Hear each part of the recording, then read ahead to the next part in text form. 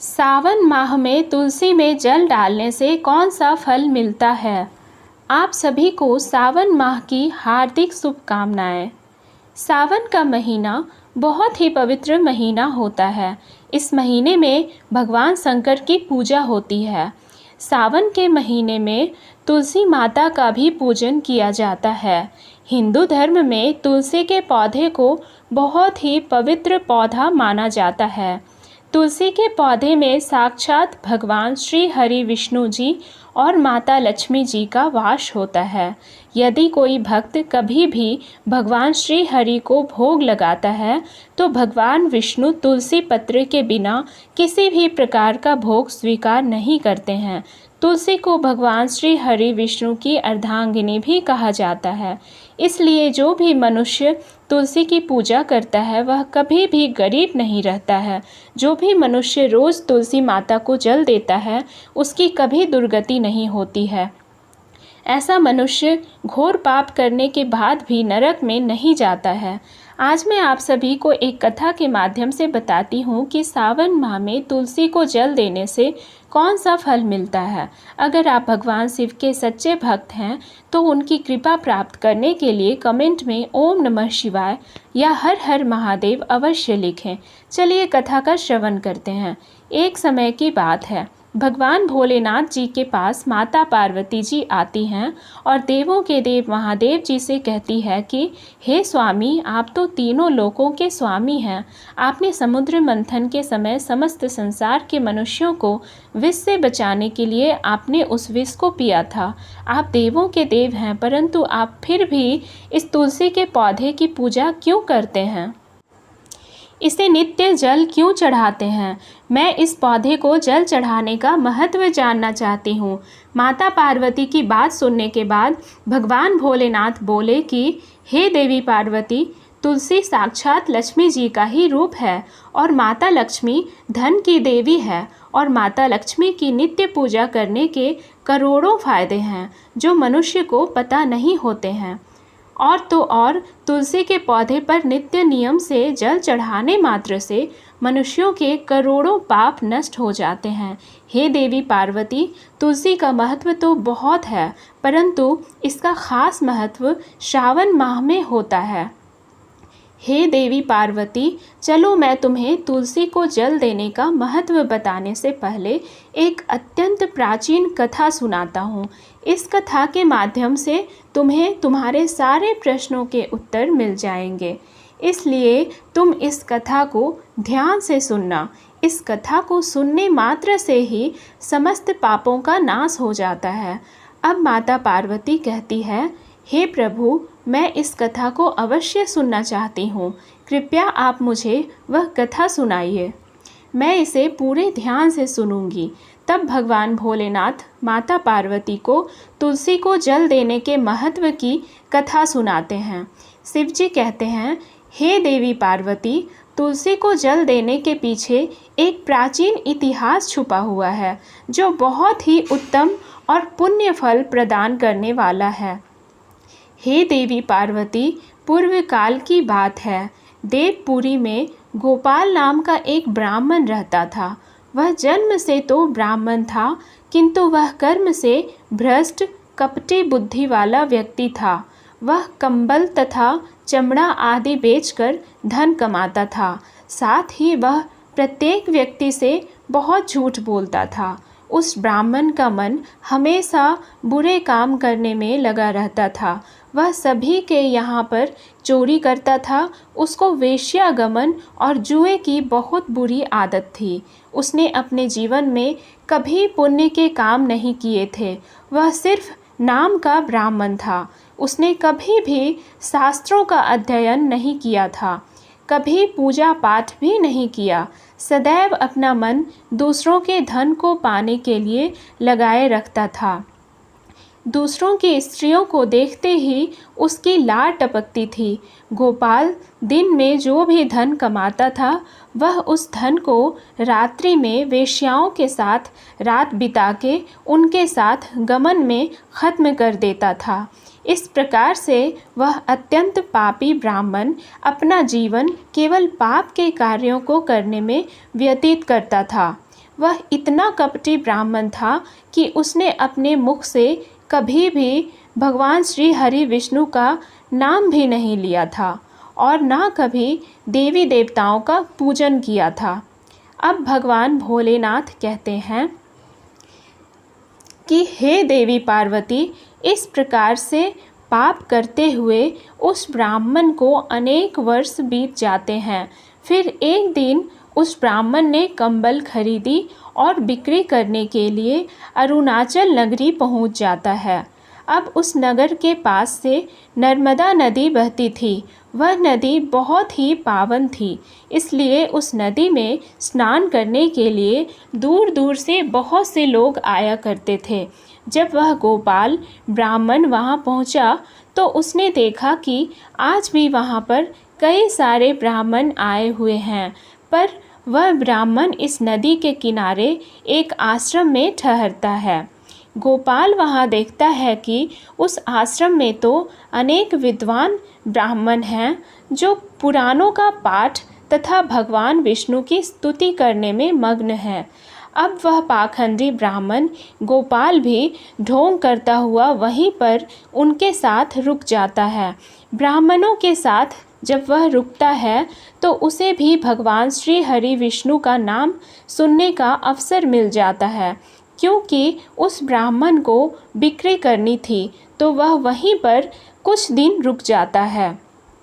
अब वह वहाँ पर जब रुकता है तो देखता है कि वहाँ पर आए हुए लोगों ने गायों का पूजन करके ब्राह्मणों को भोजन कराया। तो उस पापी ब्राह्मण ने भी उन सभी के साथ बैठकर भोजन किया। भगवान भोलेनाथ कहते हैं, हे देवी पार्वती, वहीं पर उस आश्रम में एक तुलसी का पौधा था। सबको देखकर वह पाखंडी ब्राह्मण भी जाने अनजाने में ही उस तुलसी के पौधे में जल डालने लगा था। वह श्रद्धा भाव से नहीं डालता था। उसके मन में कोई विचार नहीं था कि वह क्या कर रहा है। वह रोज़ सुबह उठकर एक पात्र में पानी लेकर तुलसी के पौधे में डालता था। उसे ऐसा करते करते लगभग 1 माह बीत चुका था। अब उस पाखंडी ब्राह्मण ने जो भी कार्य किए थे वह सावन में किए गए थे। क्योंकि वह ब्राह्मण तो पाखंडी था तो उसे कुछ पता नहीं था कि सावन का महीना चल रहा है। अब भगवान भोलेनाथ कहते हैं, हे देवी पार्वती, एक दिन की बात है जब वह ब्राह्मण आश्रम में सोया हुआ था। तब उस स्थान पर एक सर्प आ गया और जब वह ब्राह्मण सो रहा था तो उस सर्प ने उसे नींद में ही काट लिया और उस पापी ब्राह्मण की नींद में ही मृत्यु हो गई। सुबह जब अन्य ब्राह्मणों ने उसे बेहोश अवस्था में देखा तो उन्होंने उसके मुख में तुलसी पत्र और तुलसी का जल डाल दिया, परंतु उसको होश नहीं आया। फिर सभी ब्राह्मणों को पता चला कि उसकी मृत्यु हो गई है। उस पापी ब्राह्मण की मृत्यु के बाद उसकी आत्मा को लेने के लिए उस स्थान पर यम के 2 दूत प्रकट हुए और उसे पकड़कर यमलोक ले जाने लगे। जब वह यम के दूत रास्ते में ब्राह्मण को ले जा रहे थे तब वह पापी ब्राह्मण विलाप करने लगा और यमदूतों से कहने लगा, हे यमदूतों, मुझे आप कहाँ ले जा रहे हो? मेरी मृत्यु किस कारण से हुई है? मैंने कौन सा पाप किया है? तब यमदूतों ने कहा, अरे पापी दुष्ट ब्राह्मण, तूने जन्म से लेकर मृत्यु तक बहुत पाप किए हैं। तेरे पापों के कारण ही जब तू सो रहा था तभी एक काले सर्प ने तुझे काट लिया और तेरी मृत्यु हो गई। अब हम तुझे यमलोक लेकर जा रहे हैं। वहाँ पर यमराज तेरे पाप कर्मों का लेखा जोखा देखेंगे और निश्चित ही तुझे वे नरक में डालेंगे। उन यमदूतों की बात सुनकर वह ब्राह्मण जोर जोर से विलाप करने लगा और उन यमदूतों से क्षमा याचना करने लगा, किंतु यम के दूत को उस पर जरा सी भी दया नहीं आई, क्योंकि वह मृत्यु के देवता की आज्ञा का पालन कर रहे थे और वह उसे पीटते हुए यमलोक लेकर गए। जब यम के दूत उस ब्राह्मण को लेकर यमराज के सामने पहुंच गए तो यमराज के पास बैठे हुए चित्रगुप्त ने उस ब्राह्मण के जन्म से लेकर मृत्यु तक के कर्मों का लेखा जोखा निकाला और यमराज से कहने लगा, हे महाराज, इस ब्राह्मण ने तो बचपन से लेकर मृत्यु तक पाप ही पाप किए हैं। इसने कोई पुण्य का काम कभी किया ही नहीं है। यह तो महापाप है। तब महाराज बोले कि अरे, इसे तुरंत ही मेरी नज़रों से दूर कर दिया जाए और कुंभी पाक नरक में डाल दिया जाए। अब यमराज जी उस दूत से कहते हैं, हे दूत, जीवन भर पाप करने वाले इस दुष्ट ब्राह्मण को उठाकर ले जाओ और इसे कुंभी पाक नरक में डाल दो। यमराज के आदेशों का पालन करते हुए यमदूत उस पापी ब्राह्मण को लेकर चले गए और उसे बड़े बड़े मुक्दर से पीटने लगे, जिससे उस ब्राह्मण का मस्तक टूट गया और वह उसे कुंभी पाक नामक नरक में ले गए। उस भयंकर नरक में खौलते हुए तेल के बड़े बड़े घड़े थे, जिसके नीचे भयंकर अग्नि धधक रही थी। यमराज के आदेशों का पालन करते हुए उन यमराज के दूत ने उस ब्राह्मण को उस खौलते हुए तेल के घड़े में डाल दिया। अब भगवान भोलेनाथ कहते हैं कि हे देवी पार्वती, लेकिन जैसे ही वह ब्राह्मण उस खौलते हुए तेल के घड़े में गिरा, वह तेल तुरंत ही एकदम से ठंडा पड़ गया। इस विचित्र घटना को देखकर उस यम के दूत को बड़ा आश्चर्य हुआ। उसने सोचा कि अरे, ऐसा पहले कभी नहीं हुआ था। आज इस ब्राह्मण को इसमें डालने पर यह ठंडा कैसे हो गया? उसने कितने ही पापियों को उस तेल के घड़े में डाला था। वह सभी उस खौलते तेल में गिरकर छटपटाने लगते थे, लेकिन जैसे ही वह ब्राह्मण उस तेल में गिरा, तब वह तेल अचानक से शांत और शीतल हो गया। इस आश्चर्यजनक घटना को देखते ही वह यमदूत तीव्र गति से दौड़ता हुआ सीधा यमराज जी के पास जा पहुंचा। तब उस दूत को इतना घबराया हुआ देखकर यमराज ने पूछा, हे दूत, क्या बात है? आखिर तुम इतनी तीव्र गति से दौड़ते हुए क्यों आ रहे हो? फिर वह दूत कहता है, हे यमराज, आपने जिस ब्राह्मण को कुंभी पाक नरक में डालने के लिए कहा था, हमने वैसा ही किया और जैसे ही हमने उसे कुंभी पाक नरक में डाला, तब नरक की अग्नि बुझ गई और वह खौलता हुआ तेल भी बिल्कुल ठंडा पड़ गया। अब यमराज जी कहते हैं, हे दूत, यह तो बड़ी ही विचित्र घटना है। ऐसा तो पहले कभी नहीं हुआ है। अब यमराज भी अपने मन में विचार कर रहे होते हैं। तभी उस स्थान पर देवर्षि नारद जी पधारते हैं। देवर्षि नारद को देखकर यमराज अत्यंत प्रसन्न होते हैं और उन्हें प्रणाम करके उनका स्वागत करते हैं। फिर यमराज नारद जी से कहते हैं, हे देवर्षि नारद, आप उचित समय पर आए हैं। हमने आज एक अत्यंत पापी ब्राह्मण को कुंभी पाक नरक में गिराया है, किंतु उसके गिरते ही नरक की अग्नि ठंडी पड़ गई है और खौलता हुआ तेल भी शीतल बन गया है। यमराज जी की बात सुनकर देवर्षि नारद जी यमराज जी से कहने लगते हैं, हे धर्मराज, आपने जिस ब्राह्मण को नरक में डाला है, वह नरक में डालने योग्य नहीं है, क्योंकि इस ब्राह्मण के द्वारा अनजाने में ही ऐसा काम हो गया है जो नरक का नाश करने वाला है। जो पुण्य कर्म करने वाले लोगों के साथ रहता है, उसे उनके पुण्य का भागफल मिल ही जाता है। और यह ब्राह्मण तो 1 महीने तक भगवान विष्णु के भक्तों के साथ रह चुका है। इस ब्राह्मण ने एक आश्रम में रहते हुए नित्य तुलसी को जल अर्पण किया है, इसलिए यह बहुत बड़ा पुण्यवान बन गया है। इसके समस्त पाप नष्ट हो गए हैं और यह ब्राह्मण अब स्वर्गलोक जाने का अधिकारी बन गया है।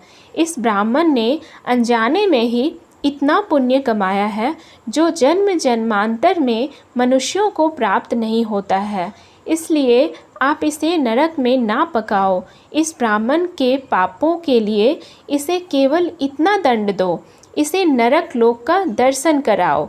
अब भगवान भोलेनाथ कहते हैं कि हे देवी पार्वती, देवर्षि नारद की बात सुनकर यमराज अत्यंत प्रसन्न होते हैं और उस ब्राह्मण को कुंभी पाक नरक से निकालकर लाते हैं और अपने दूतों से कहते हैं, हे दूत, इस ब्राह्मण महात्मा को ले जाओ और संपूर्ण नरकों का दर्शन कराओ। अब यमराज की बात को सुनकर यम के दूत उस ब्राह्मण को ले जाते हैं और संपूर्ण नरकों का दर्शन कराते हैं। इस प्रकार से यम के दूत उस ब्राह्मण को संपूर्ण नरकों का दर्शन कराते हैं और फिर उसे यमलोक में ले जाते हैं और फिर वह ब्राह्मण एक यक्ष बन जाता है।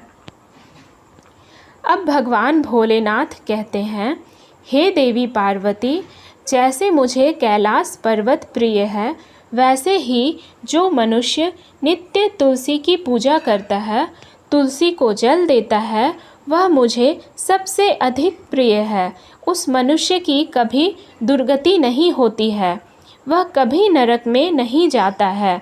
जिन घरों में तुलसी का पौधा सदैव ही हरा भरा रहता है, उस घर में सुख, शांति और समृद्धि बनी रहती है।